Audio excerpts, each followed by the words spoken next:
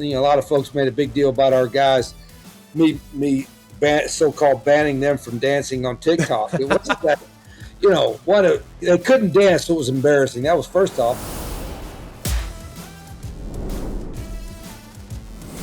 Hello and welcome. It's always college football. I'm your host, Greg McElroy, and we appreciate you coming to us here on April 3rd, 2025. We have a great show in store for you today, but before we get to what's in the show, I continue to ask all of you to like, to rate, and to subscribe to the show wherever it is you get the show. If you're on the podcast platform, whatever podcast platform you're on, go ahead and subscribe.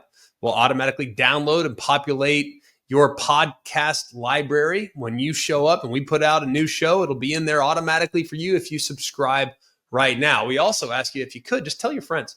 Tell your friends that the season never ends. We have constant conversation, constant communication, and we will continue to have that here as we move forward throughout the off season.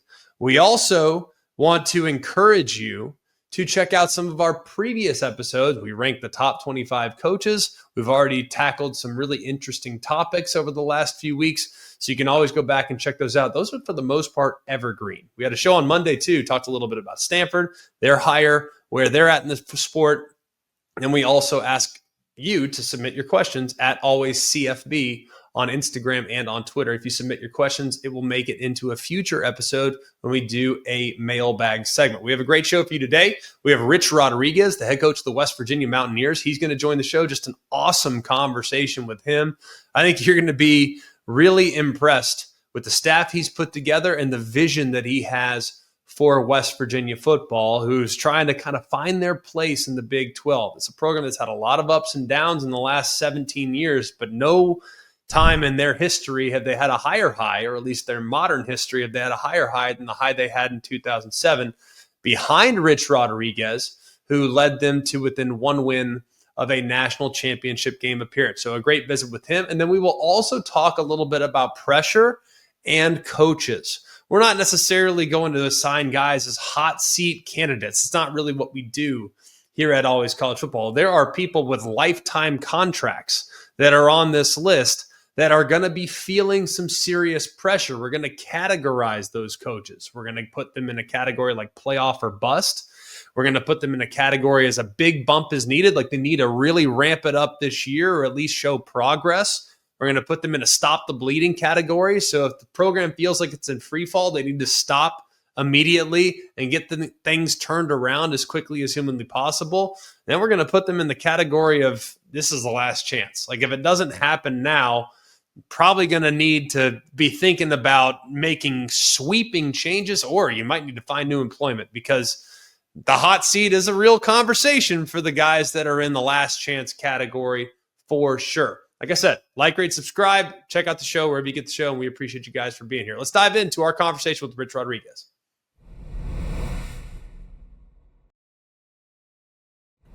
Here with the head coach of the West Virginia Mountaineers. He's Coach Rich Rodriguez. Coach, it's a pleasure.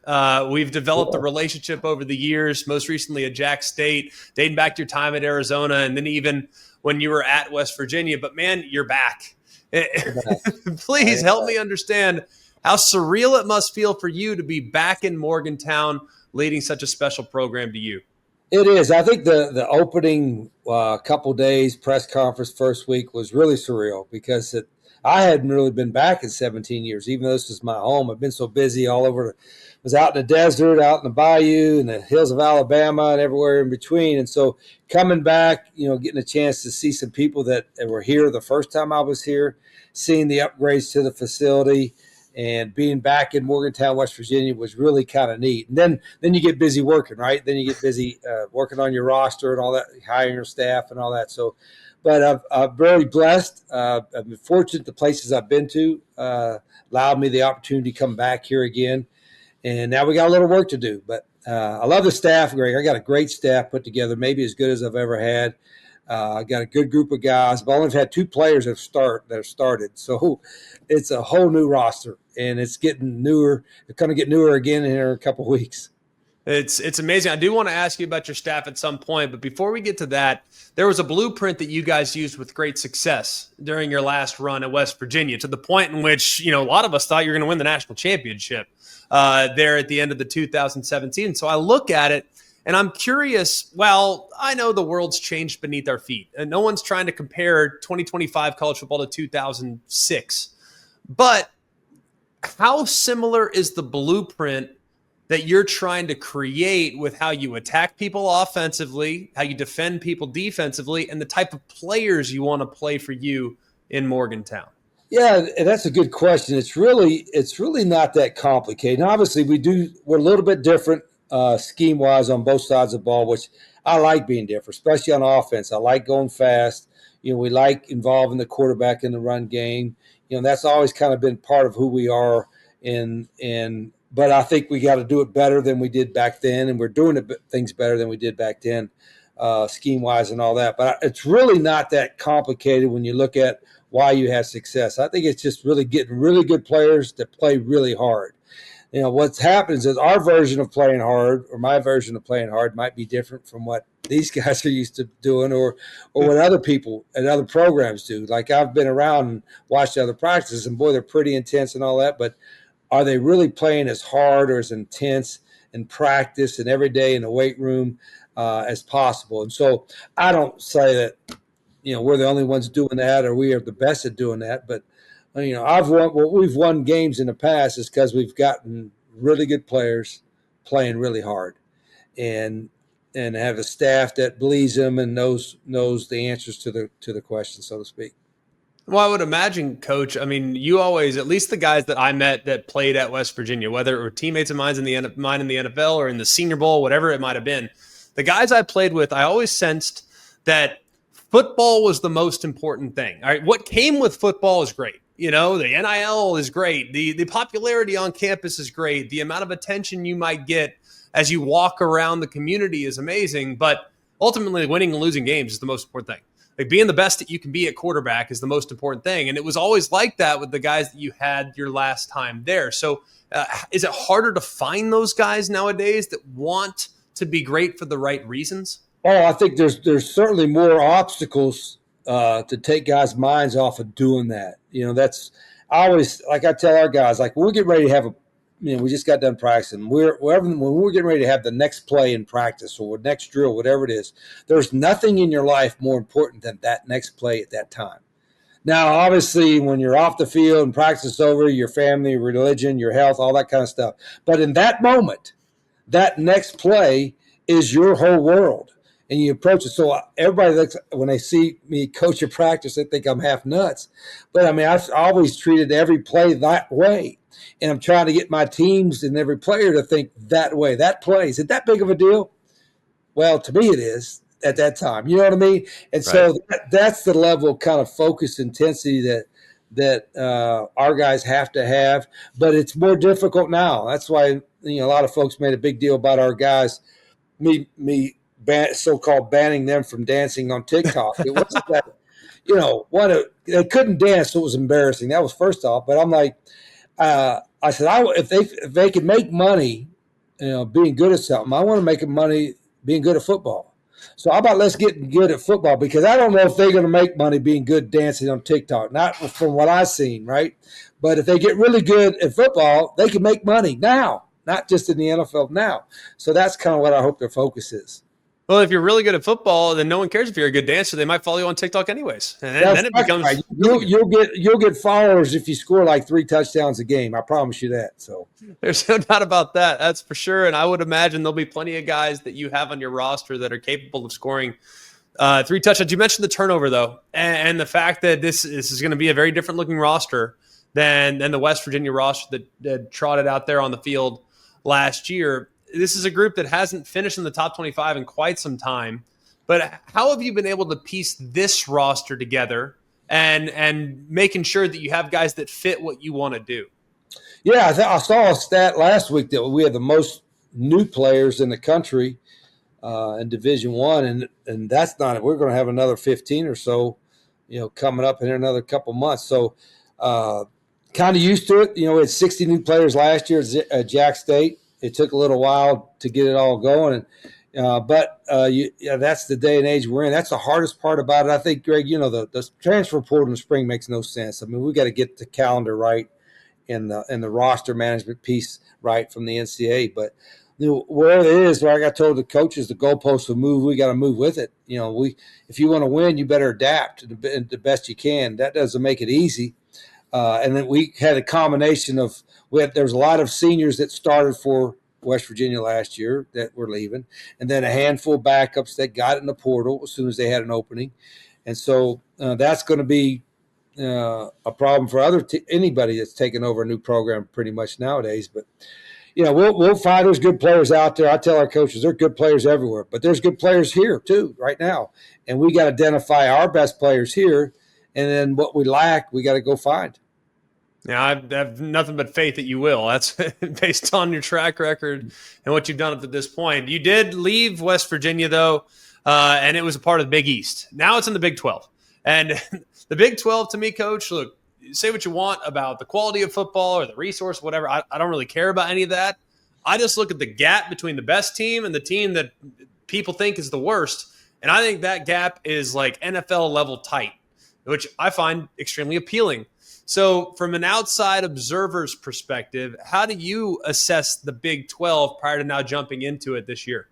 Yeah, it's funny because I really didn't take a deep dive into it before I took the job or while this process was going on. But then after I came here, I realized, shoot, the Big 12 is really half the teams I went against every year in the Pac-12. Yeah. We had the Utahs and Arizona State. I was at Arizona. We played half those teams anyway, and they actually played BYU a couple of times as well. So I have a little bit of familiarity, at least with the schools that we're going to and all that. But you're right. The Big 12, probably of all the Power Four, ASU went from, last place to first place. That showed you that you could get it done a little bit. Obviously, you got to have a lot of things that work right and get the right kind of players. But, I think, we're not going to say, okay, this year we're going to win the Big 12, but we're also saying this year we're not going to win the Big 12. I don't know. I don't know where we're at right now, but I think we can have a pretty good football team this year, and then we'll grow to be, conference championships. Championship at one time. So I'm not, everything is changing so quickly, but we have everything. This is why I'm so grateful to be back, Greg, is that we have everything in place here at West Virginia to win the Big 12. The facilities are here. We're going to have enough in the rev share to compete. When it comes up in July, we have the staffing in place. Obviously we have the university in the town, so we have the things in place to win the Big 12, and I think we're going to have things in place to win it all. And that's the part that I'm most pleased with. Well, you would know what that looks like. I mean, that's for sure. And that's very, very exciting because I've called games there in the past, and I've said to people all over the country, I've said, hey, if there's a place that you haven't been that you need to go to, here's the short list. West Virginia always lands on that short list because it's a remarkable experience. It's just I love calling games there. And you guys have a special place. I think more and more people now are going to be paying attention to that. Yeah, they know how to tailgate here. Let's go Mountaineers. Let's go drink some beers, right? So they know. We're going to tailgate with the best of. We're going to have a good time. This is one of the best atmospheres in college football. It always has been. I'm not going to do the recruiting pitch, but there is no NFL team. There's no NBA team, no WNBA team, no Major League Baseball team, no other Power Four team. And so our guys get a lot of attention. Our program gets a lot of attention. And that's a neat thing, and that's I think our guys have a sense of pride, and they will have a sense of pride that you represent the whole state every time West Virginia football takes the field, and we take that part very seriously. Yeah, I would imagine so. You're stepping into a very different situation. When you took over last time, you're taking over for a legend. And now you're taking over for a program that's fallen on some hard times relative to the expectation level of the program. So how is it different from when you stepped in back into the early 2000s and how you're stepping into it now? Well, I'm 20 years older, 25 years older. but with that said, I thought I knew what I was doing back then. And I think we did okay. But I better be a smarter coach now than I was then. I better be a smarter coach now than I was last week or last year or 2 years ago. And that's all of our coaches have to do. I want my players to get better every year. I have to get better every year. So, looking back at it, I'm probably had enough experiences and try to learn and get better that, I'm a better coach. But at the same time, there's bigger challenges too, right? So there's some so many different things that are happening now. But I've been fortunate enough to have been around a lot of really good players and a lot of good coaches that has allowed me to have this experience coming back. And I don't think I said this, Greg. Part of our success that we had in the early 2000s probably helped me get considered, whatever you want to call it, for this job the second time. But I would like to think I got this job because we won at Jack State the last few years. If we'd have lost at Jack State, nobody was going to call me. But we won there in a unique situation where we're moving up to Division I, and we were able to win the conference, go to a couple bowl games. And so I think that was the reason why we were able to get this job, and that's taking some of those lessons is the reason why we're going to win at West Virginia going forward. Well, I'll tell you this: not only did you win, but you won in pretty exciting, entertaining fashion. When I saw you guys playing on Tuesdays or Wednesdays, those times, I couldn't wait for that game to start. I was fired up to know that I didn't have any work obligations. I'm just going to watch Jack State, and they're going to be an exciting product to watch. You referenced so many good players that you had the last time around. You have filled your staff with people that have a great appreciation for West Virginia. Pat White is on your staff. Noel Devine is on your staff. Rasheed Marshall's on your staff. So how does having those guys that really know what it takes, that earned it in the dirt, they know what it takes to succeed at that place, how does that help create continuity and make sure that your message is felt in the locker room? Well, obviously, I know them well, but when I hired them, I said, listen, I'm not hiring you for what you did in the 2000s. I'm hiring you because you can help me win now. And the expertise that they have, the work ethic. But the reality is they got immediate respect from players and the rest of staff members because of what they did and because of who they are. I think they had great success here, not just because they were talented guys, but because they played with a hard edge. They were the type of program players that you could build around. And that's something I think that all of our guys, everybody in our program, coaches and staff members, can see daily from them. Because Pat White, for instance, and Pat was one of the greatest quarterbacks, I think, in the history of college football. But he was also one of the most unselfish. Pat didn't care whether he ran it, threw it, whatever the case was. He was there to win. He won 4 bowl games. And so I think that kind of unselfishness, kind of team first, what do I need to do to win type of attitude is almost unique nowadays, Greg. He was more like, it seems like everything now is geared toward individualism. And that's okay to have individual goals, but the team has to come first. And we will not ever waver from that. Our culture, coaches talk about culture, our culture will not change and will never change, to the individual first type of thing. Now, that doesn't mean we're going to try to take care of them. Now, if they play well and they earn money, I want to pay them as much as I can pay them. That's great. But the team comes first. Yeah, well, I've always wondered why people try to make it, that's an individual versus team. Why can't they coexist? One can draft off the other and vice versa, but I digress. Maybe I'm just too old school, Coach. One thing that I also appreciated, too, in diving in a bit, is that your son, Rhett, is your quarterback coach. Your daughter, Raquel, is in the athletic administration department as well. You've brought your own family to be a part of the program that you're currently building. How does that continue to emphasize the importance of family and creating that type of environment around the building? I think, well, first off, I had the same conversation with them. I'm hiring them because they helped me win, and they helped me win at the last place too. They both worked for me at Jack State, did a great job. Rhett, my son, has played in the system, been around his whole life. There's nobody that knows the system offensively better than him. And he's kind of got a lot calmer demeanor than me. So I really kind of needs, I'm kind of way out there a little bit. And he's the calm guy that's talking to the quarterback in the headset. Because if I was talking to him on the headset thing, it would be, I couldn't be productive because I'd be screaming and yelling too much. And so he's perfect for that. And then my daughter you talk about the marketing and social media and the administrative part. Just a rock star in doing that. And it has an unbelievable work ethic. Works harder probably than anybody in the building. So I think seeing that other guys are so on the staff, seeing their effort and their what they bring to the program kind of helps that. But plus the family part, I'm blessed to have a great family. I got a lot of great families involved in our staff. I like having our coaches to bring their wives or their kids over to. We got a great nutrition and training table. I like them bring them over here. I like them coming over to the facility because we spend so much time together that if they could come over and eat dinner for an hour and hang out here, that's an hour that they need to have with their family. So this is I've been very blessed to be able to do that, and then to have my two kids working for me is pretty special. I love that. Absolutely love that. And one thing I do want to ask you about, though, before we get you out of here is, and maybe it's from a selfish standpoint, because I look at it from a college football broadcaster. I'm doing games. Anytime a guy reads the end mail line scrimmage, it's a zone read. Heaven forbid there's a puller or, a wrapper or anything like that, all the different variations of the zone read and we're now evolved to. So I might as well ask the guy that invented the zone read. You are the founder of the zone read. You might not have been the first guy to ever run it, but you popularized it and you revolutionized it right before our eyes there in the early 2000s. How many different variations are there of the zone read that you have in your offense?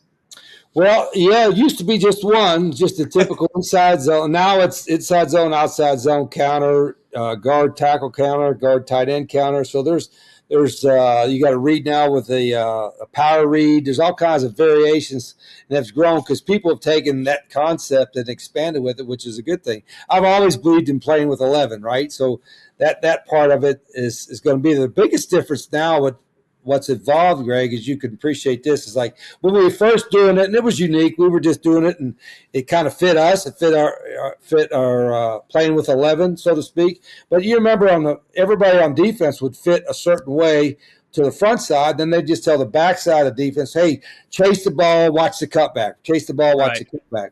Now, because of all the variations of zone read, you're having defenses fit the front side one way and the back side another way. And so defenses have become more complicated to try to answer that. But I still think the offense has the advantage because you know where you're going and when you're going.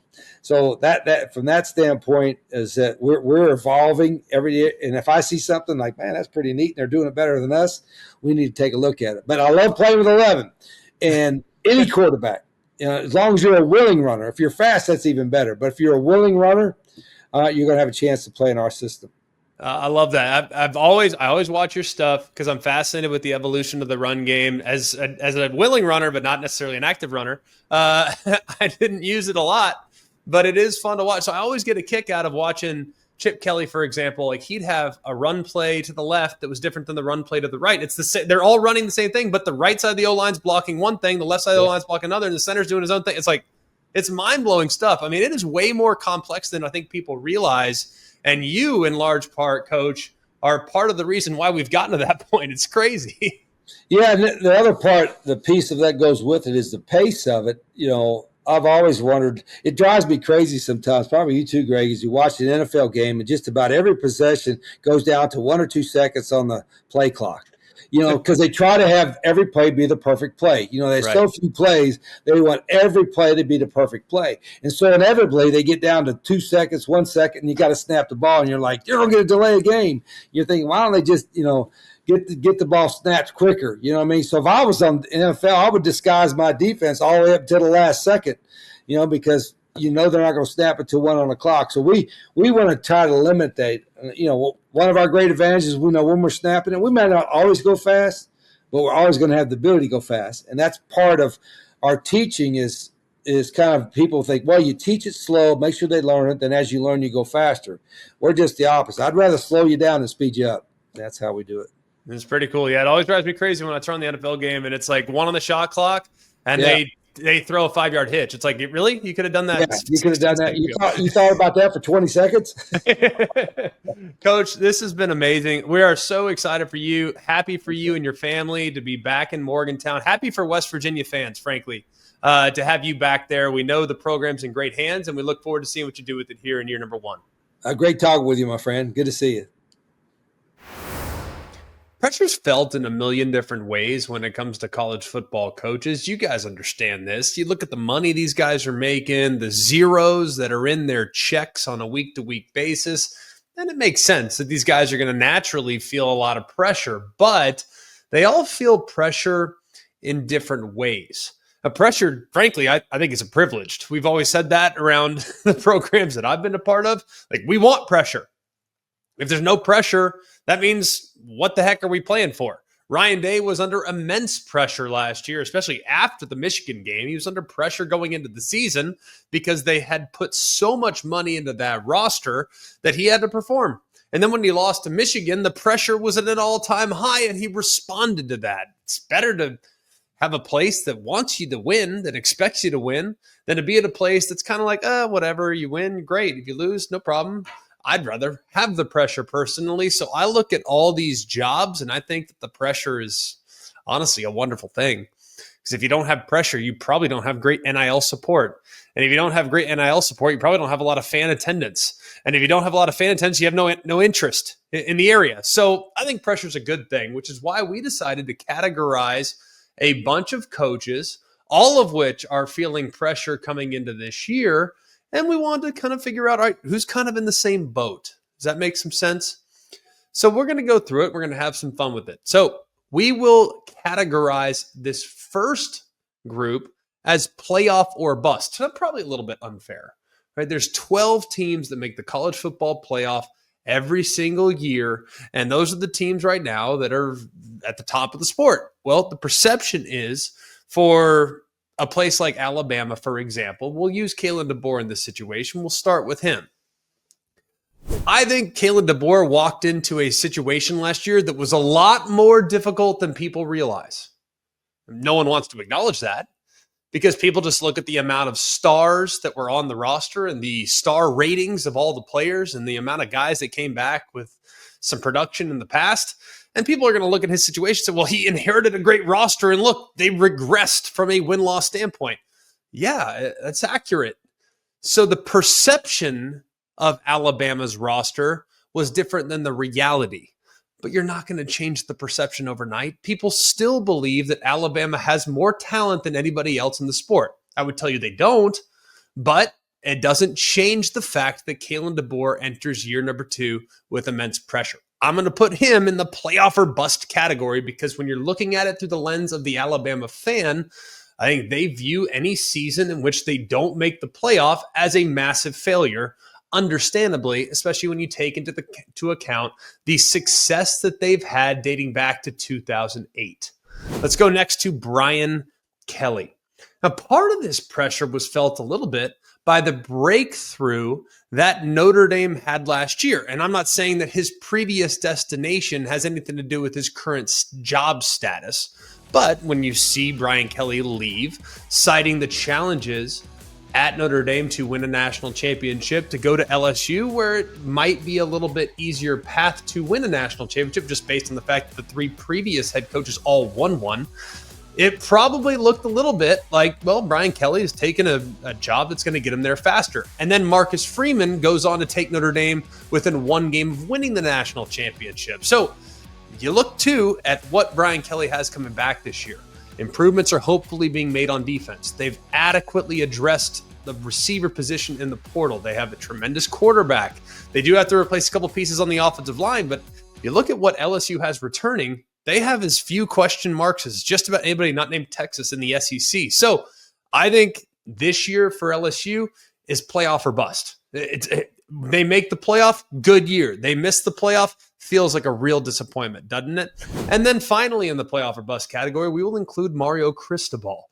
It might feel a little aggressive, especially after last year's 10-win campaign, but they've been slowly building and building and building and building to the point now last year where I felt like they'd get over the hump. I thought last year was the year that they would win the ACC.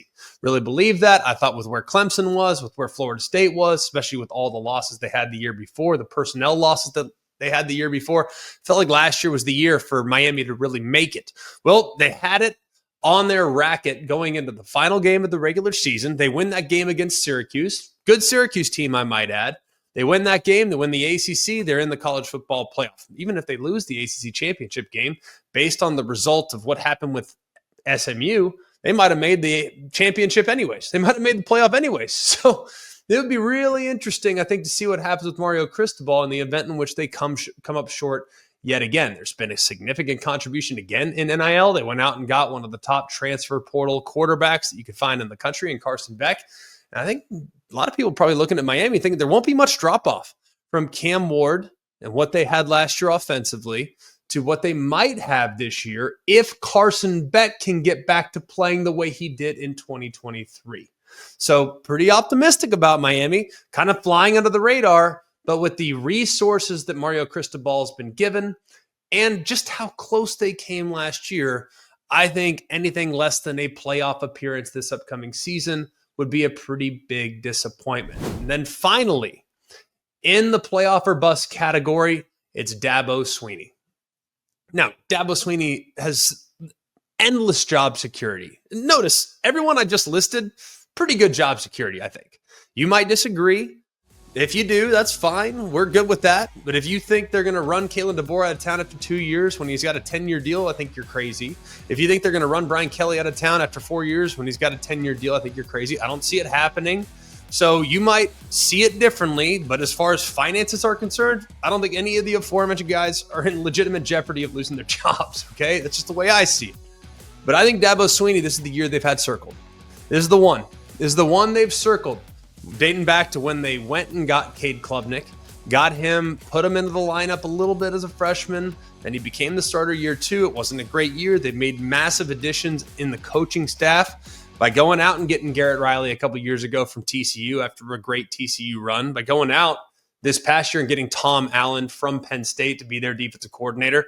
They've been able to retain a lot of their talent that they've developed and cultivated over the years. And guess what?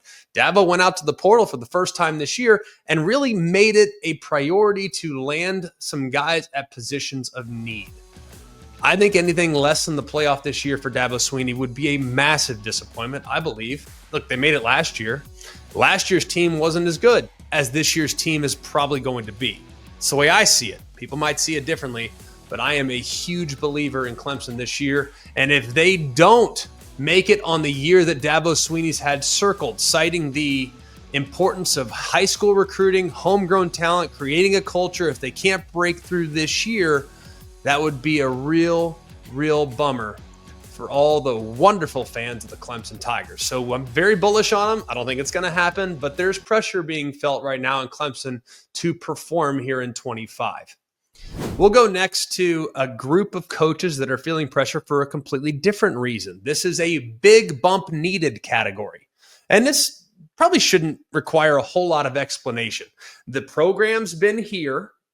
And for those of you that are listening on the podcast, I'm basically drawing a straight line right around my chest. Now the program needs to elevate. They need to take a big step. It's time for them to show drastic improvement. And if they can do it, then all is well at each of these locations. But if they kind of stick with the status quo, then things could get real uncomfortable at the end of the season or next off season to the season after that. So let's go through it. We'll start with Billy Napier at Florida. You might look at last year and say, well, last year there was a pretty decent sized bump. Sure. But if they were to, for whatever reason, regress or maintain, I think that'd be super disappointing. They ended up finishing extremely strong, but guess what? It doesn't get a whole lot easier with what they start with. The schedule's brutal again this year, and they might be a better team, but the record might not be a whole lot better, and that's not going to satisfy a fan base that is hoping for a massive leap with DJ Lagway and that young cast that has kind of grown up together over the last couple of years. So I think a big bump is necessary for Florida this year for Billy Napier to feel real comfortable going into the following season. We'll go next to Hugh Freeze. Now, Hugh Freeze has had a couple of disappointing years at Auburn.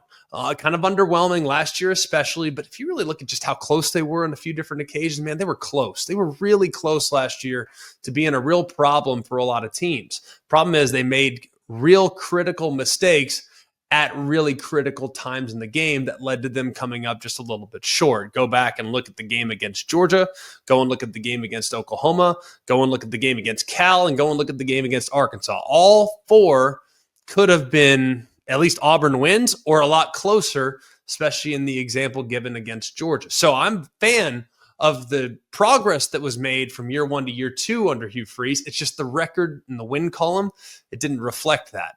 I think this year, with the amount of resources they've put into this team, they've been very active in the portal. They've gone out and gotten some difference makers, most notably Eric Singleton, who's a big-time wide receiver prospect, guy that had a lot of opportunities available to him in the portal. He chose Auburn from Georgia Tech. They go out and get Jackson Arnold from Oklahoma. The quarterback transfer portal market wasn't great this year. It wasn't.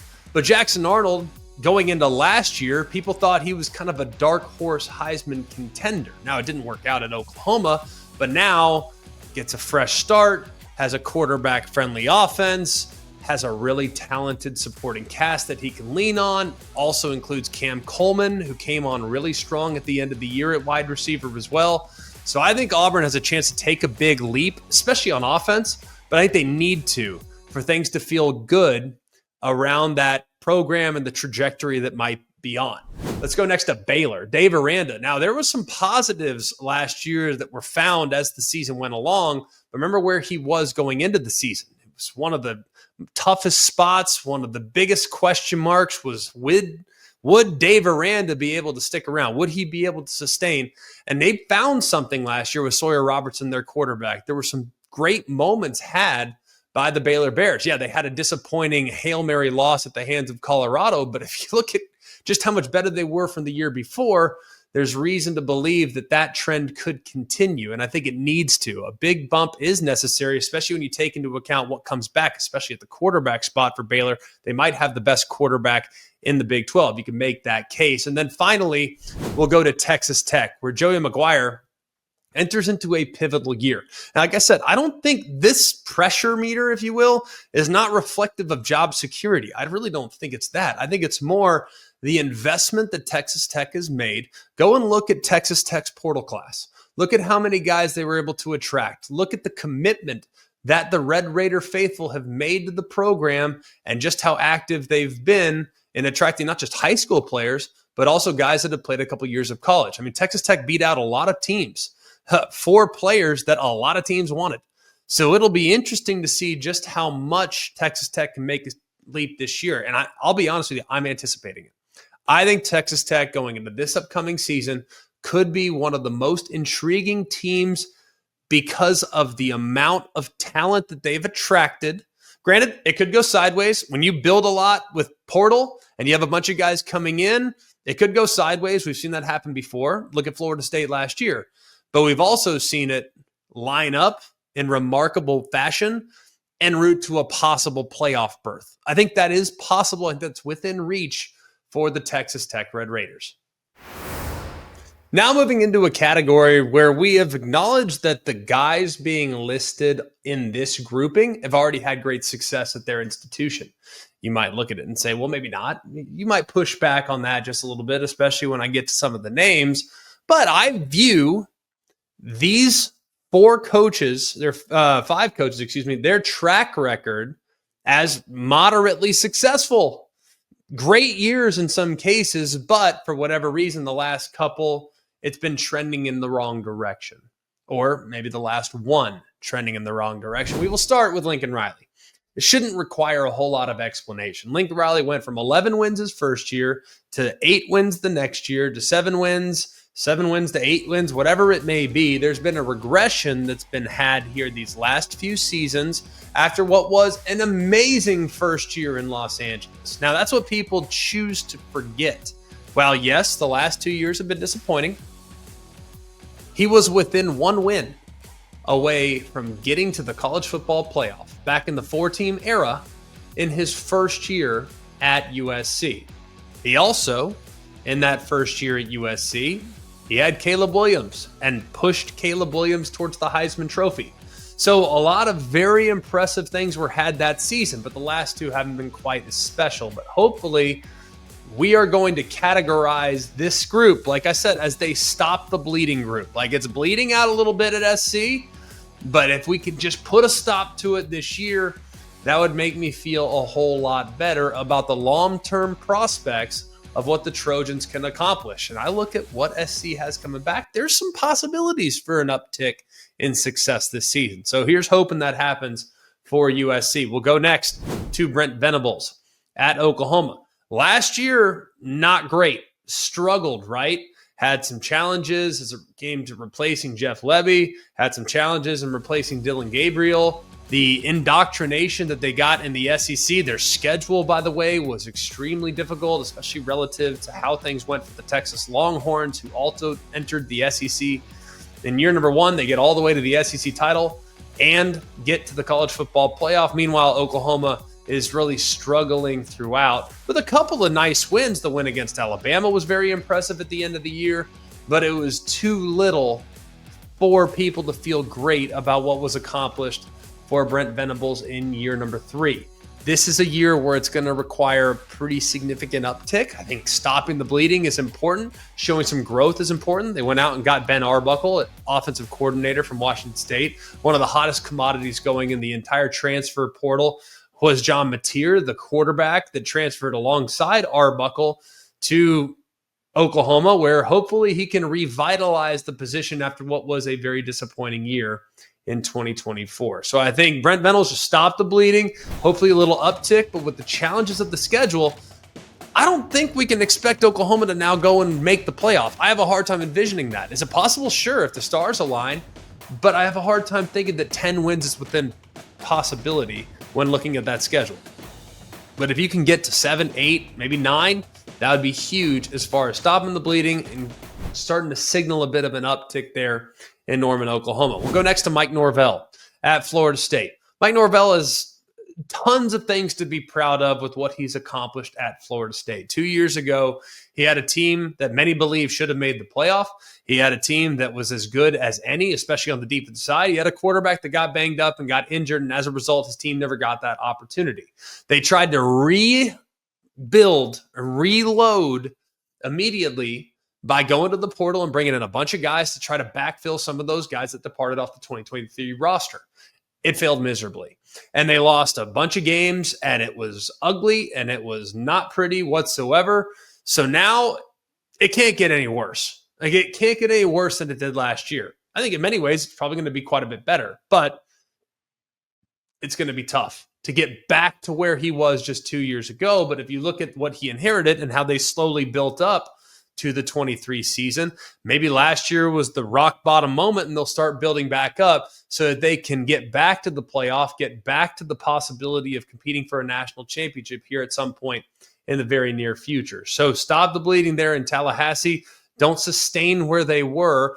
Get it back going in the right direction, because there was so much positive momentum created after the 23 season. It'd be disappointing if they can't get back to within striking distance of that. We'll go next to Dave Doran at NC State. Now, this is a program that I think is rock solid, stable, solid foundation. I'd anticipate a bounce back this year. I think last year they kind of deviated from who they are. Dave Doran and NC State in particular, they're culture driven. This is a physical program. This is an aggressive program defensively. This is a group that will hit you and is not afraid of a back alley fight. They want to turn it into a brawl. That's what they've done in the past. I think that's what Dave Doran aligns with. To be honest with you, I love being around the guy, because I feel like that's kind of what I align with too when I look at the lens of college football. Like, I like a bare knuckle brawl. No doubt about it. And Dave Doran's teams usually like to participate in games like that. That was not the case last year, though. They struggled. They had quarterback injury, and they went to the portal, brought in a bunch of guys from the portal to see if they can't elevate it to the next level. And the culture as a result wasn't the same as it's been in the past. So I think Dave Doran reassessed, and he has not been a guy that's been afraid of change. He's adapted, he's adjusted, he's tweaked. If something's not working, he'll change it. I have great admiration for how he will adjust on the fly, because he'll acknowledge his own shortcomings. And last year's team had several shortcomings because I think they were too transfer portal heavy. Now we'll see where they go moving forward, but I'm cautiously optimistic they'll get it back on the right track. Just got to stop the bleeding there in Raleigh, North Carolina. And then finally, Mark Stoops at Kentucky. Now, Kentucky, I think, is a difficult program. I think most people acknowledge that. But Mark Stoops has set the bar incredibly high with the standard of performance that's to be expected on both sides of the ball. They've won in different ways. They've had great run game. They've had great defense. They've been really active when it comes to finding the diamonds in the rough that might not have been super heavily recruited, but they'll take the 3-star guy and develop him like crazy. And next thing you know, by the time he graduates, he's a first-round pick. We've seen that a handful of times. But the culture that I envision when I think of Kentucky football is a big physical offensive line and a dominant run game. We haven't seen that in a couple of years. And as a result, last year, yes, they had a great win against Ole Miss, but other than that, it wasn't very pretty for most of the 2024 campaign. They also had a close call against Georgia. So the first month of the season, first month and change of the season, pretty good. But as you started to move forward, the team looked less and less like the team that we've come to expect for many, many years under Mark Stoops in Lexington. So we need to watch that group. Can they stop the bleeding and get back going to at least going to bowl game regularly and be in that spoiler that we've seen Kentucky play from time to time? Pretty optimistic that he'll be able to get that done. And then finally, this is the last chance category. These are the guys that need to have a nice year. And I think it needs to happen this year. And I think it needs to be a pretty big step up from where they've been the last few. I think the first is Brent Pry at Virginia Tech. It just hasn't been great. There have been moments like the end of the 23 season that you thought would carry over into the 24 season. Then you lose the opener to Vanderbilt. And everyone perceives that loss as being absolutely soul crushing. What they didn't realize is that Vanderbilt is a pretty capable football team. And they proved that throughout the season last year.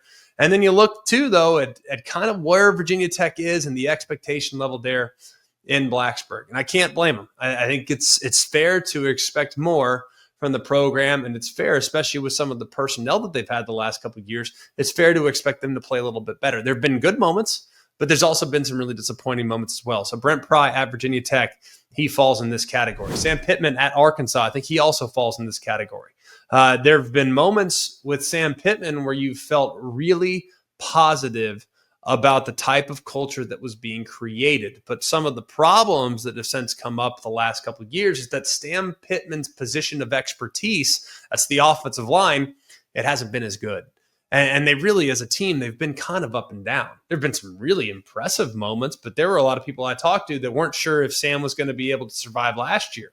Well, gets a win against Auburn, has a couple of other positive moments. They play Texas tough. They're at home. That Texas team is a really good team. So I think it was enough to carry over, but I think they need to at least get to a point in which they're a little bit more consistently competitive this year against top tier competition, or that could seal the fate of Sam Pittman this upcoming season. Mike Gundy is another guy at Oklahoma State this past year. For whatever reason, just didn't work. I thought if you look at the performance his staff had from a coaching standpoint in 2023, it was arguably the best performance that Mike Gundy has had as a coach. I think just sheer coaching with that roster having to recreate themselves after 3 or 4 weeks of the season. Remember, things weren't going very well at the beginning of the 23 campaign. Ollie Gordon had like 31 carries in the first 3 games. Then they decided after the bye week to reinvent themselves, and all of a sudden they rip off a handful of wins in a row. They get all the way to the Big 12 title game where they come up short against Texas. But at that point, losing to Texas was no shame. It was more an acknowledgement. Like, I can't believe that they were able to stop the bleeding and then flip the script and then get to a Big 12 championship game appearance. That was an incredibly, incredibly gutsy effort from Mike Gundy and his staff. Well, last year, with a lot of pieces back, all the offensive linemen returning, Ollie Gordon returning, their quarterback, Alan Bowman, returning, pieces back on defense. It just never materialized. They couldn't get it going. They couldn't run the ball consistently, and there really was no explanation as to why. Now, he's tweaked the staff. He's adjusted a lot of things, but now might be the time that he's got to really show some growth here in the new version of the Big 12, because he's had a great track record of success. And I believe that when you put Mike Gundy, you think, hey, he's at the end of the road. Maybe he wants to retire. Maybe he doesn't want to do this anymore. He seemingly always seems to find another gear and his program elevates. I wouldn't be surprised if they did that again this year, but he goes into this category as well. And then finally, Tony Elliott at Virginia. There have been some moments in which they've looked pretty competitive. They've now gone out. They've got Chandler Morris in the portal. He was an attractive portal addition.